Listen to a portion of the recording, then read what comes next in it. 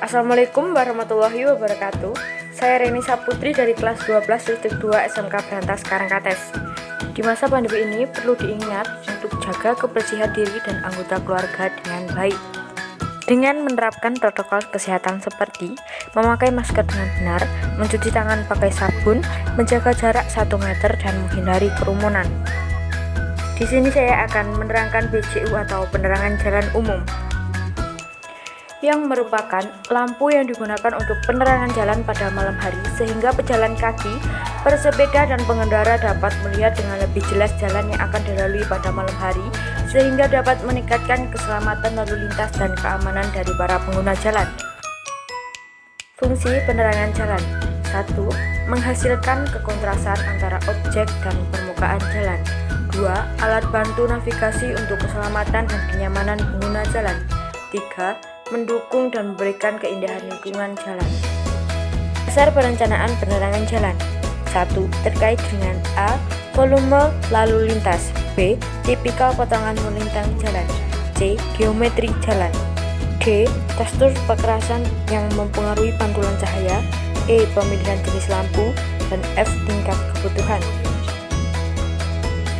Beberapa tempat yang memerlukan perhatian khusus dalam perencanaan meliputi: A. Lebar ruang yang bervariasi. B. Tikungan tajam. C. Tempat yang luas.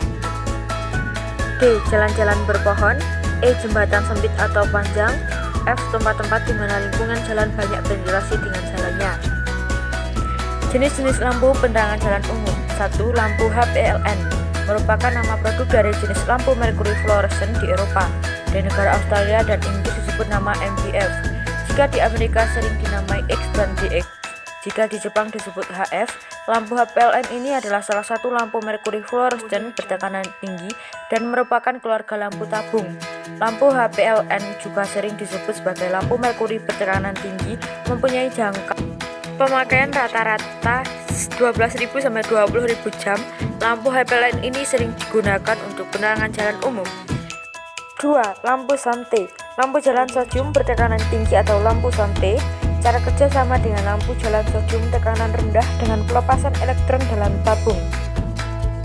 Bohlam bagian luar pada gelas yang terpisah dari udara luar. Bohlam ini bekerja mencegah tabung gas dari kerusakan bahan kimia dan memperhamakan kestabilan temperatur tabung gas. 3. Lampu LVD. Lampu LVD dengan watt kecil mampu menghasilkan setara dengan lampu metal halid MHL ataupun lampu sodium dengan daya lebih besar. Umur pemakaian mencapai 100.000 jam. Pada umumnya lampu BJU dipakai dengan induksi LVD 80 watt dengan efisiensi yang tinggi setara dengan lampu merkuri 250 watt. 4. Lampu neon. Jenis ini banyak dipakai karena daya pakai relatif kecil dibanding lampu bohlam. Selain itu, lampu TL lebih dingin suhunya pada pemakaian yang sama.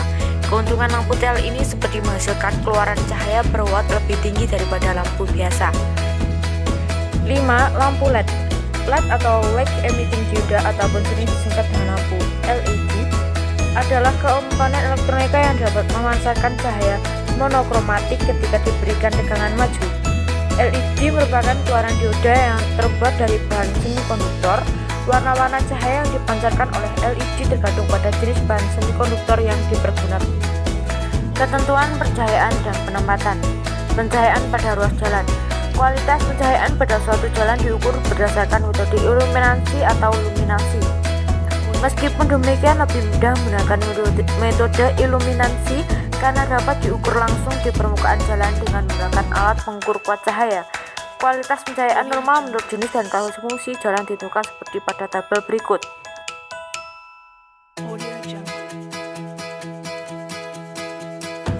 Rasio kemerataan pencahayaan uniformity ratio. Rasio maksimum antara kemerataan pencahayaan maksimum dan minimum menurut lokasi penempatan tertentu adalah seperti yang ditentukan pada tabel berikut.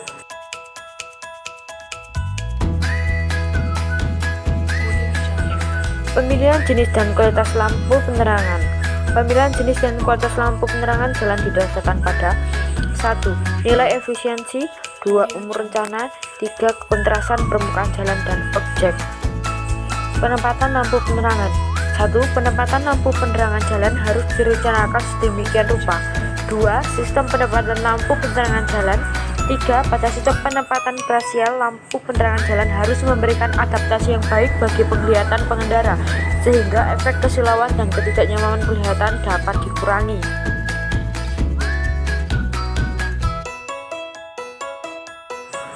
Perencanaan dan penempatan lampu penerangan jalan dapat dilihat pada gambar.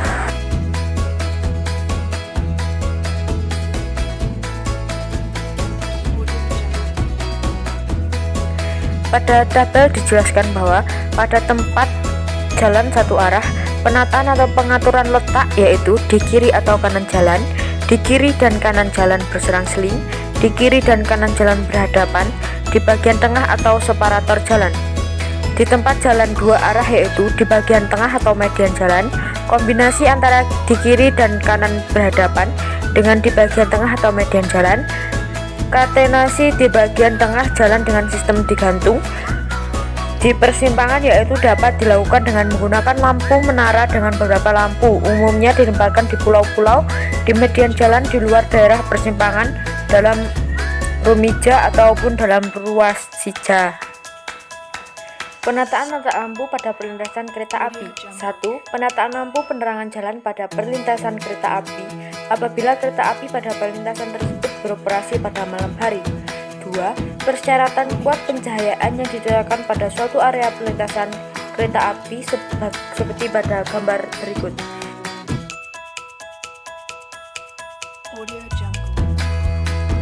Penataan lampu penerangan terhadap tanaman jalan. Dalam penempatan lampu penerangan jalan harus dipertimbangkan terhadap tanaman jalan akan ditanam maupun yang telah ada, sehingga perlu adanya pemangkasan pohon dengan batasan seperti pada gambar berikut.